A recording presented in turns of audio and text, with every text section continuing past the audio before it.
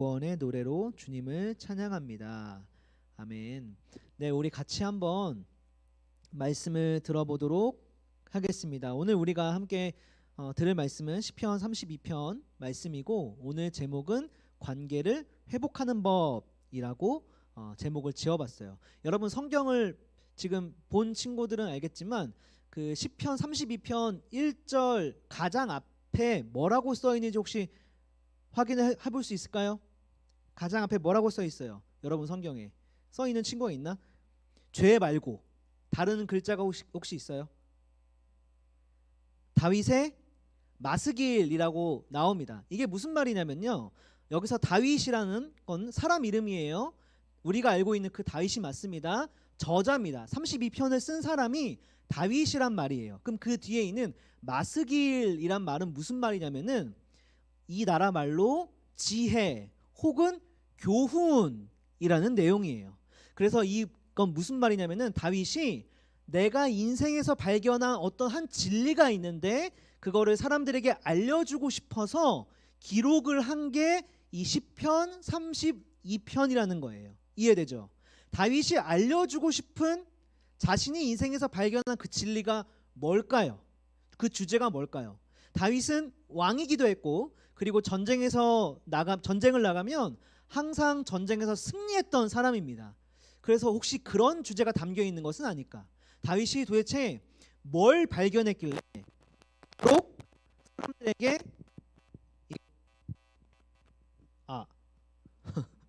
네, 잘 나오죠? 다시 나오죠? 네, 이 사람들에게 알려주고 싶은 진리가 무엇인지 우리가 좀 함께 같이 보면 좋겠습니다. 그 주제가 뭐냐면 바로 행복이에요. 행복. 여러분, 행복. 다윗이 언제 행복하다라고 얘기하고 있는지 우리가 1절을 좀 함께 2절 같이 한번 보도록 합시다. 말씀이 나와 있는데 같이 한번 볼게요. 자, 한번 읽어볼게요. 시작. 죄를 용서받고 용서받은 사람은 행복한 사람입니다. 여호와께서 더 이상 죄를 묻지 않는 사람과 그 마음에 거짓이 없는 사람은 행복한 사람입니다 라고 나와요. 여기서 목사님이 노란색으로 좀 체크를 해놨는데 다윗이 어떤 사람이 행복한 사람입니다 라고 얘기하고 있냐면, 첫 번째, 이거 모두 다 같은 말이에요. 죄를 용서받은 사람, 잘못을 용서받은 사람, 그쵸? 그리고 하나님이 여호와께서 더 이상 뭐하는 사람? 죄를 묻지 않는 사람, 그리고 마음에 뭐가 없는 사람? 거짓이 없는 사람을 행복한 사람이라고 얘기를 하고 있어요. 다윗이 발견한 인생의 진리가 뭐냐면, 언제 사람이 행복하냐? 자기가 깨달은 거예요. 전쟁에서 승리할 때도 아니었고 왕이 될 때도 아니었고, 자기가 인생을 곰곰이 돌아보니까 인생에서 행복할 때는 죄를 용서받을 때 가장 행복하더라 라고 이렇게, 이게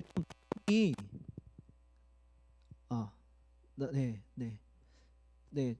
그 온라인으로 듣고 있는 친구들 조금 양해를 해주세요. 마이크가 잘 안 될 때가 있는데 제가 컨트롤하면서 해보겠습니다. 그래서 여러분, 우리가 이걸 생각해봐야 돼요. 여러분, 언제 사람은 행복하다고 느낄까요? 여러분, 언제 행복하세요? 개인적으로 목사님은 마음에 짓눌림이 없을 때 행복하다라고 느끼는 것 같아요. 사람은 무슨 말이냐면, 예를 들면은 여러분 시험 기간이 되면은 마음이 어때요? 많이 무겁죠.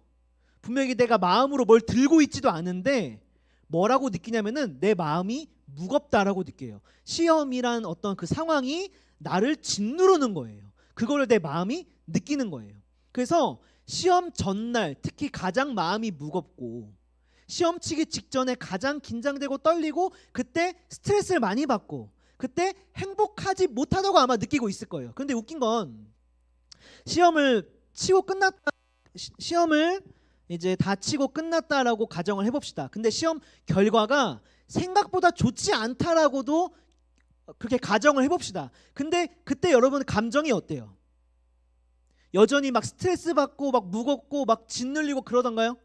그렇다기보다는 그저 시험이 끝났다라는, 이제 더 이상 내가 할 것이 없다, 다 끝났다라는 어떤 그 마음 때문에 결과가 더 안 좋은데 어쩌면 시험 치기 전보다 상황은 더 안 좋아졌다라고 객관적으로 보면은 그렇게 판단할 수도 있는데 우리 마음은 신기하게도 그때 더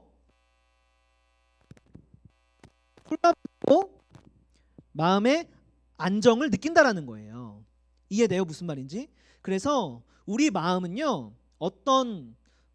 우리 마음은 나를 압박하고 있는 상황이 없을 때, 혹은 어떤 생각들로 인해서 내 마음을 짓누르고 있다라는 게 느껴지지 않을 때, 그때 행복을 느낀다라는 거예요.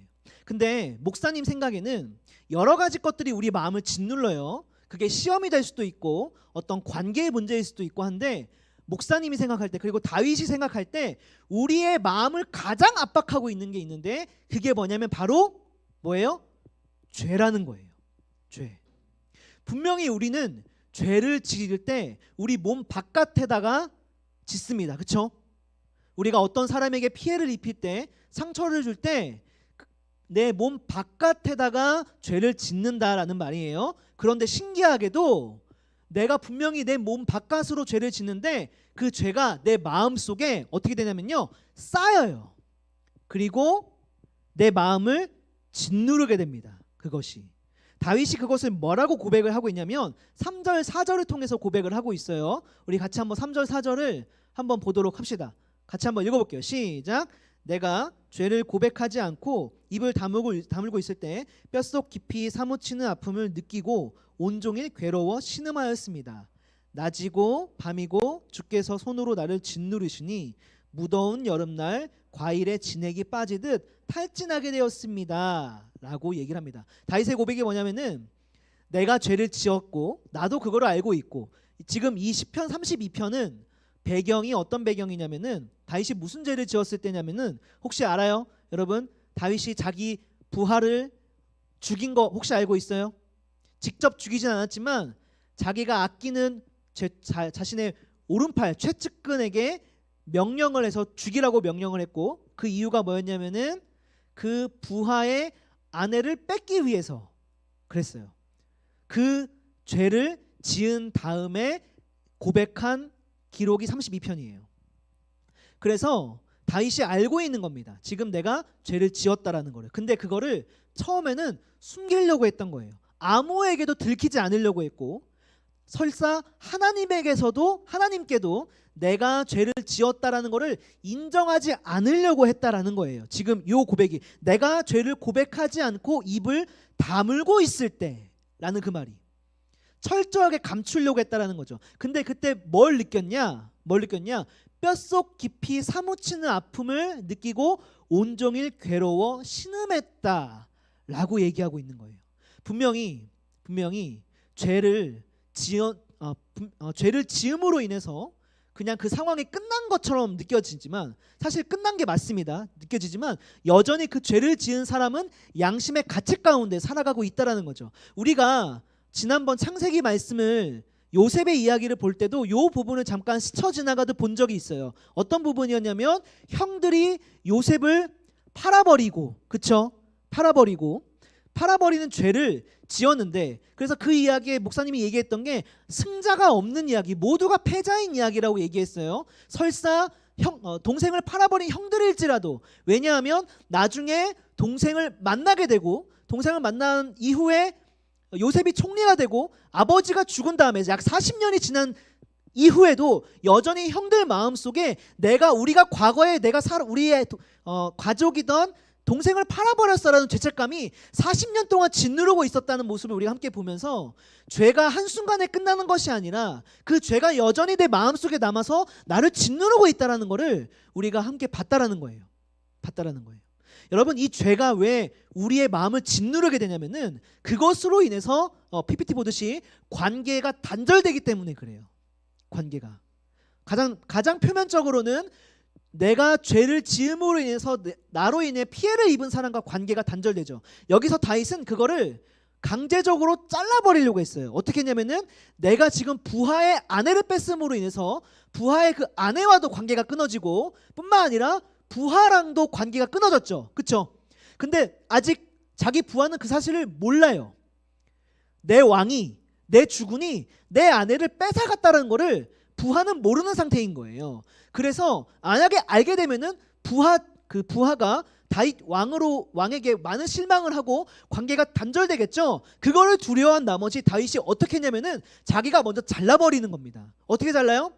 그 부하를 그냥 세상에서 지워버림으로, 죽여버림으로 그 관계를 자기가 적극적으로 그냥 잘라버리는 거예요. 부하가 나에게 관계를 잘라버리기 전에 내가 먼저 잘라버리는 거죠.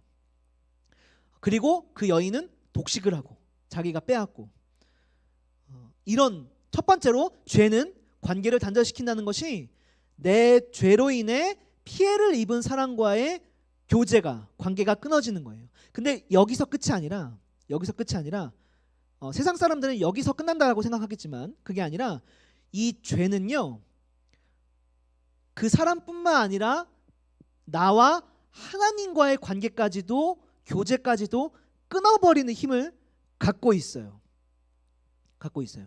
그래서 죄를 짓는 동시에 그 사람과의 관계가 끊어짐과 동시에 누구와의 관계도 끊어지게 되냐면은 하나님과의 관계도 끊어지게 돼요.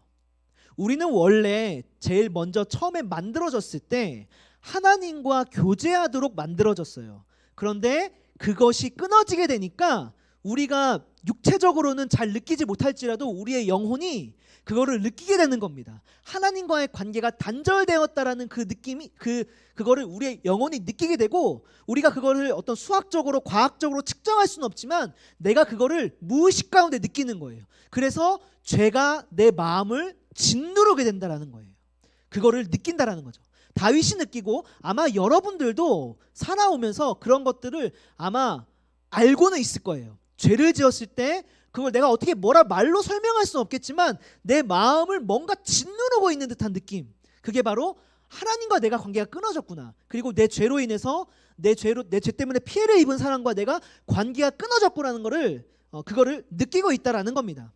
있다는 거예요. 그래서 관계의 단절이 곧 뭐의 단절로 여겨지냐? 관계의 단절이 내 마음의 짐으로 여겨지게 되는 거예요. 여러분, 그럼 어떻게 하면 죄 때문에 끊어진 관계의 단절을, 그러니까 마음의 짐을 내려놔야 될 거 아니에요. 그렇죠? 여러분, 시험 때문에 압박을 느낄 때는 시험을 치르면 그만이에요. 그렇죠? 시험 치고 끝나면 결과가 어떻든 그냥 일단은 마음의 짐을 내려놓게 됩니다. 그러면 죄 때문에 내 마음에 생긴 짐을 어떻게 하면 덜어낼 수 있는가? 방법은 하나죠. 끊어진 관계를 뭐 하면 돼요? 다시 이어붙이면 돼요. 그러면 어떻게 하면 이어붙일 수 있냐? 그거를 다윗이 지금 알려주고 있어요. 이렇게 했더니 내가 끊어졌던 관계를 회복했더라. 그게 뭐냐면 5절입니다. 같이 한번 읽어볼게요. 시작. 그래서 나는 내 죄를 덮어두지 않고 주님께 숨김없이 털어놓았습니다.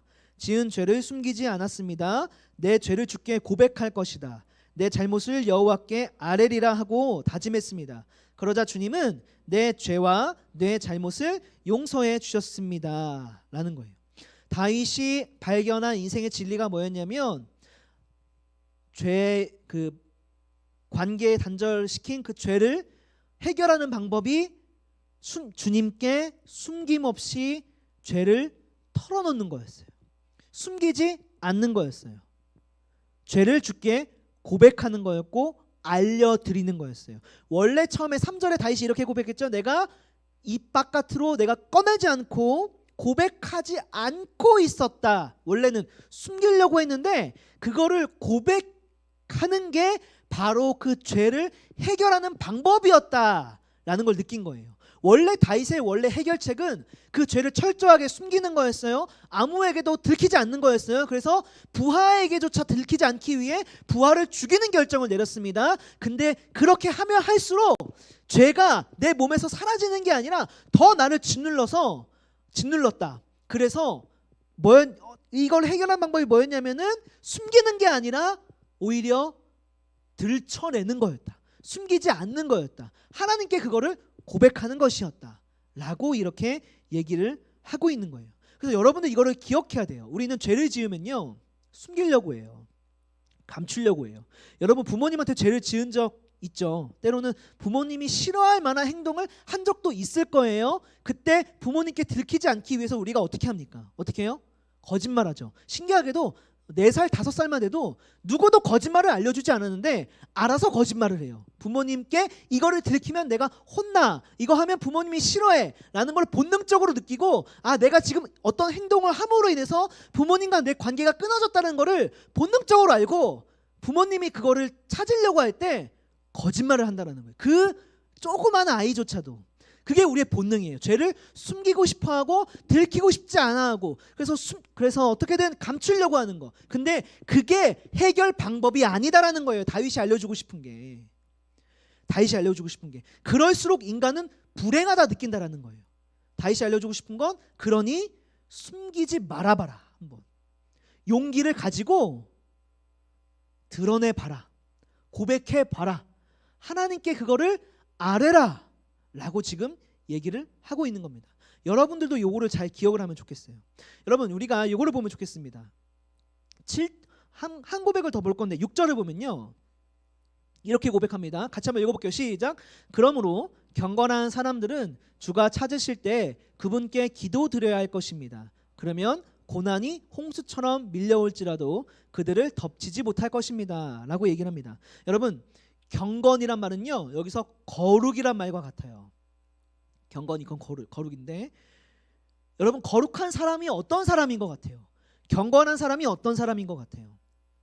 우리가 봤을 때 어떤 사람을 와, 저 사람 참 경건하다라고 느끼냐면요, 흠이 없는 사람을 볼 때 경건하다라고 느껴요. 특별히 어떤 모습이 경건하냐면은 예배 시간 딱 맞춰서 교회에 오고 예배 잘 드리고 기도할 때 기도 잘하고 찬양할 때 손 들면서 찬양하고 뭐 이런 것들, 그걸 우리가 눈으로 보게 되면은 저 사람이 경건하다고 느껴져요. 왜 그런지 아세요? 그 모습이 마치 어떤 생각이 들게 하냐면은, 와, 저 사람은 저렇게 예배하는 걸 보니까 삶에서도 뭐 할 것 같아?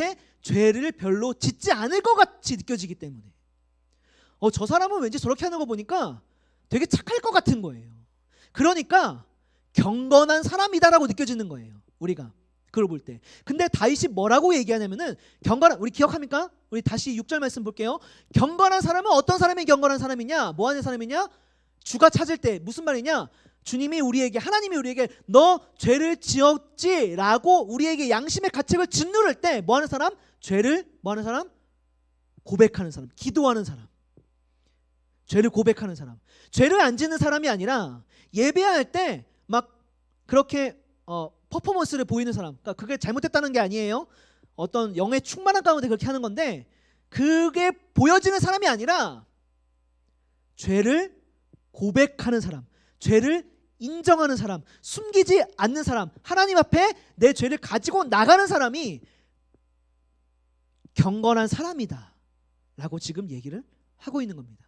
여러분들이 이거를 기억하면 좋겠어요. 아까 얘기했듯이 우리는 본능적으로 자꾸만 죄를 감추려고 하기 때문에, 감추는 사람이, 그리고 그렇지 않은 척 하고 있는 사람이 경건한 사람이 아니에요. 여러분, 한 주간 잘 살아왔죠? 근데 여러분, 죄 하나도 안 지었나요? 다른 사람한테 피해를 준 적 있을지도 몰라요. 상처를 줬을지도 몰라요.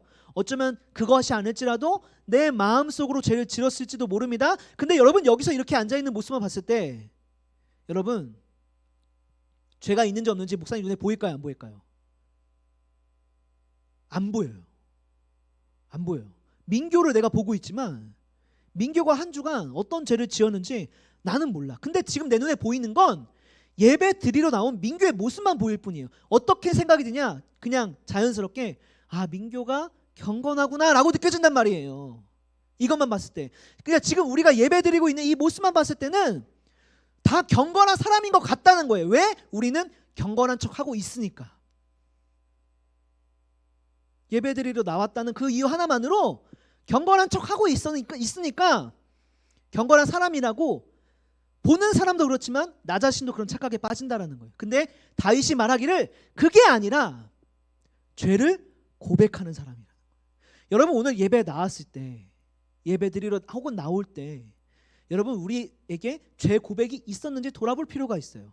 여기 앉아있다고 경건한 게 아니라, 여러분, 뭘 해야 경건한 사람인 거냐면은, 하나님, 내가 한 주간 살아오면서 이런 죄 가운데 살아왔는데 어떤 행동을 했는데 용서해달라고 고백한 사람이 경건한 사람인 거예요. 이해돼요? 무슨 말인지? 이거를 잘 이해하면 좋겠어요. 예배 드린다고 경건해지는 게 아니라 죄를 고백해야만 경건해지는 거기 때문에. 그리고 거기서 다윗이 뭘 느꼈냐면 그렇게 할 때야 비로소 내 마음의 짐이 사라지면서 행복이란 걸 내가 느꼈기 때문에 여러분도 이걸 해봤으면 좋겠다 라고 지금 32편을 통해서 알려주고 있는 거예요. 여러분, 우리는 죄를 얼마나 많이 고백해야 될까요? 그리고 너무 똑같은 죄를 반복하는데 하나님 이걸 용서 안 해주는 거 아닐까?